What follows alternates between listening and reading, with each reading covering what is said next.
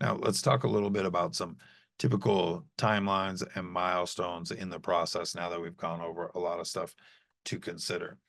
The first stage, we call it, kind of break it into stage one and stage two here. The first stage is the preparation process that you're going to go through in getting ready for kind of opening weekend, unveiling the property to the world, letting everybody know that it's up and it's ready for sale. So, one of the first things that most people do is select and hire an agent or a broker.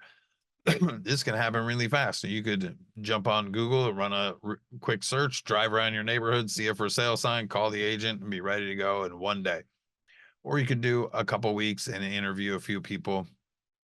I always think talking to a few people is a really good best practice, unless you have somebody that you have worked with before, ideally even worked with recently, that you know is a good fit. It doesn't hurt to talk to a couple people, get some different ideas. Again, I never get offended by that. I want people to make the best decisions they can for themselves, and I'm pretty confident about what we can offer people and how we do things. So I'm not threatened by them wanting to talk to somebody else. And maybe they pick up a good idea from somebody else that they want me to use with them. And I'm totally happy to do that because I always want to be getting better at my craft. Then you got to get the house ready for listing. Fast to get on the market is a week. Can we do it in less time? Yes, absolutely. But again, timing is very important. So usually plan on 1 week to get it ready.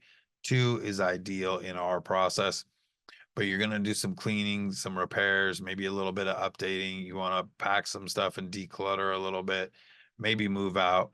Vacant and staged houses are the best way to sell for top dollar. Now, not everybody can move out, and that's totally fine. We get it. It's not always the case. Often people need to sell to buy. They want to stay in after they sell because they want to get the money and then go write a strong offer somewhere else. Can totally work around that. Perfect is getting the house vacant and handing it over to us. That's perfect for our process. Then we can bring all our teams in and just get through the work and get you set up for success. But that's going to take a week to a couple months to get that stuff done and dialed in. So there's no real set timeline for this part of it. There are some more standardized timelines that we'll talk about in stage two. But here is kind of when you can do that stuff.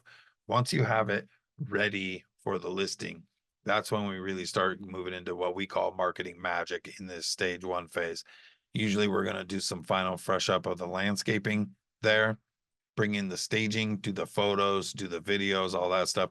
That takes 3 to 5 days once we get it all scheduled and coordinated so that when the photographer's there, the landscaping is fresh, the edges are clean, there's not weeds, there's not any of that stuff, because we want to make a really good first impression when we go live.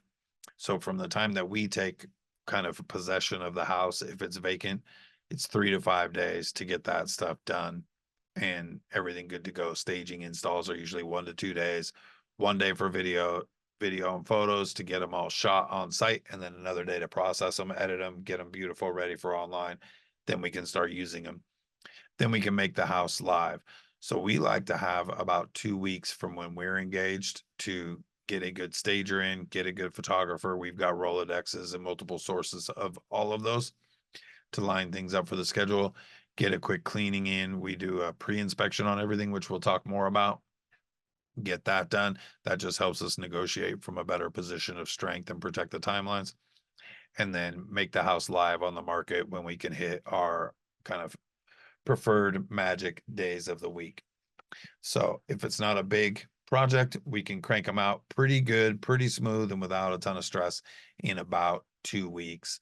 And that's a timeline that I would think about mapping to. If you're thinking about trying to get your house on the market this weekend, I would encourage you, give yourself a little more time. You never get a second chance to make a first impression. Really do set that up for success and slow down a little bit if you need to make sure that it's a good process for you as you go through it. Then for us, we break it into the second phase of being live to getting to closing in the process. So the first part is about getting ready. The second part is about doing the work. Once we go live, we're on the market. Then we've got the first part of this process is on the market and negotiation. Right now in the greater Seattle area, 1 to 2 weeks is pretty typical. There is still extremely limited inventory, Places are still going in 1 to 2 days. I saw one a few weeks ago that went in like 7 hours. It went active to pending really fast. They priced it really aggressively, had a ton of upside. Somebody came in and moved on it right away. That is a very rare. You want to plan for 1 to 2 weeks to get into contract. So if you go live, you want to have plan for a couple weekends. It's pretty typical depending on the exact house project competition, what all you have available, what all is going on in your neighborhood. Can do offer review or on receipt. What that means is often we'll do it. I'm doing it right now, actually, I have to talk to a seller right after this about an offer review deadline where you list the house and then you have a set time to review all the offers, and everybody submits their offers at that time frame. You review them all and then you pick one. The other way is offers on receipt. So then that's just whenever you see the house, you write the offer, you get the offers at any given time. There's pros and cons to each strategy. We look at them house dependent and seller desire dependent as to what they want to do and what's going on in the market to decide which strategy to use. Once you get in contract, then we've got the first stage of that part of the stage 2, which is contract to contingencies cleared. 3 days to 20 days is pretty typical now. Financing and appraisal contingencies are the long ones. A contingency means that the buyer wants the property contingent, subject to these conditions being cleared. So financing being final approved, appraisal coming in at the right value. Those are the longest ones, but there could be literally hundreds of other contingencies. There's a few pretty common ones. Title, inspection, information verification is a new one now. Those are the main ones that come up, but there can be anything that a buyer has a question about can become a contingency in the deal. So we want to get those done and cleared. Our process is designed to ideally eliminate all the contingencies. So when we get in contract, all the negotiations done, we don't have to worry about any other surprises coming up. We'll talk a little bit more about contingencies a little later on today. Then we move into the contingencies cleared to clear to closing. So let's say we've got a financing and appraisal contingency for 20 days. We get in contract on day 1, 20 days later, we clear those contingencies. Now we're in contingencies cleared. We're going to closing. That's when we really know like we're in the final stretch, is once all the contingencies are cleared. That's typically a 3 to 10 day time frame right now. So you get all the contingencies cleared. That's when the lender starts getting the documents ready to go. That's when escrow starts creating the appointments for everybody to sign. That's usually a 3 to 10 day window right now from when contingencies are cleared to when you get to closing.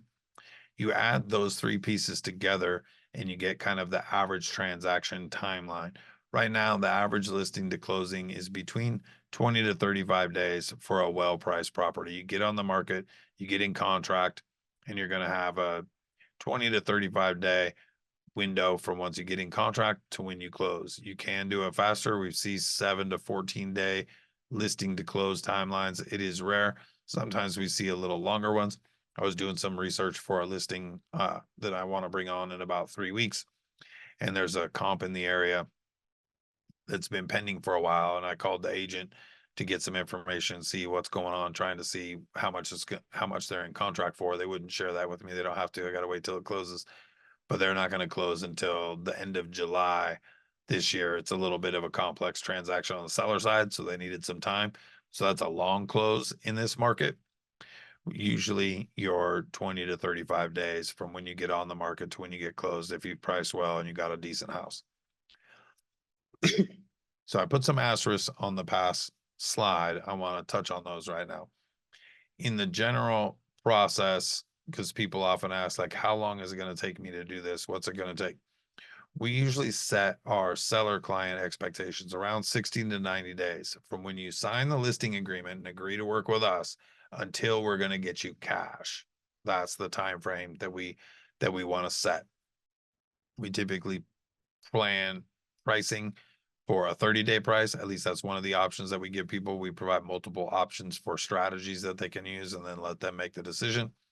But 60 to 90 days is the typical window from listing contract to cash, not from the house on the market, from starting to work with us to getting on the market, getting in contract, clearing all the contingencies, and getting their cash. There are tons of variables around all the contingency timelines and what's going on. So you got to keep that in mind. But things can go much faster. In fact, we can do 7 to 10 day cash deals if needed. No problem. If somebody is really in a hurry, we can make that happen and just get through the process and get them cash on the property. No problem at all.